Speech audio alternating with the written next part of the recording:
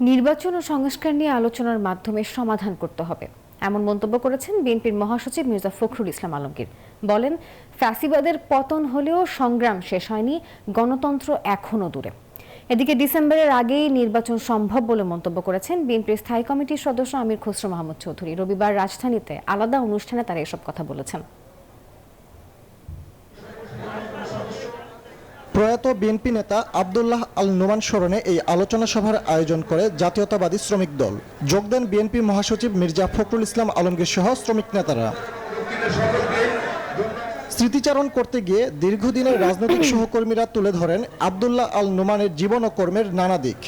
আমরা আব্দুল্লাহ আল নোমানের স্বপ্ন বাস্তবায়ন করতে চাই। দুর্যোগকালের সময় যারা সাহসিকতার সাথে নেতৃত্ব দিয়েছেন তাদের যেন কোনোভাবেই আমরা অবহেলা না করি। দীর্ঘ সময় ধরে তিনি যে স্বৈরাচার, যে ফ্যাসিবাদের বিরুদ্ধে লড়াই করছিলেন, এমনকি দারুণ অসুস্থ অবস্থাতে লড়াই করে চলেছিলেন, সেই ফ্যাসিবাদের পতন তিনি দেখে গেছেন। প্রধান অতিথির বক্তব্যে বিএনপি মহাসচিব বলেন, অনিশ্চিত হওয়া বিষয়গুলোর সমাধানে প্রয়োজন রাজনৈতিক ঐক্য। কতগুলো নির্ধারিত বিষয়গুলোকে আমরা অনির্ধারিত করে ফেলছি। আমরা কিন্তু এখন সেই গণতান্ত্রিক উত্তরণ আমাদের হয়নি। আমরা নির্বাচনের মধ্য দিয়ে একটা নির্বাচিত সরকার ও পার্লামেন্ট এখনো পাইনি। সেই জন্য আমাদেরকে অত্যন্ত সাবধানতার সঙ্গে, দৃঢ়তার সঙ্গে, সচেতনতার সঙ্গে আমাদেরকে কিন্তু কাজ করতে হবে।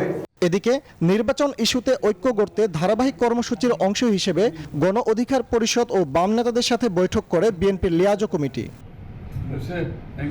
বৈঠক শেষে বিএনপির স্থায়ী কমিটির সদস্য আমির খসরু মাহমুদ চৌধুরী বলেন, ডিসেম্বরের আগেই সম্ভব নির্বাচন।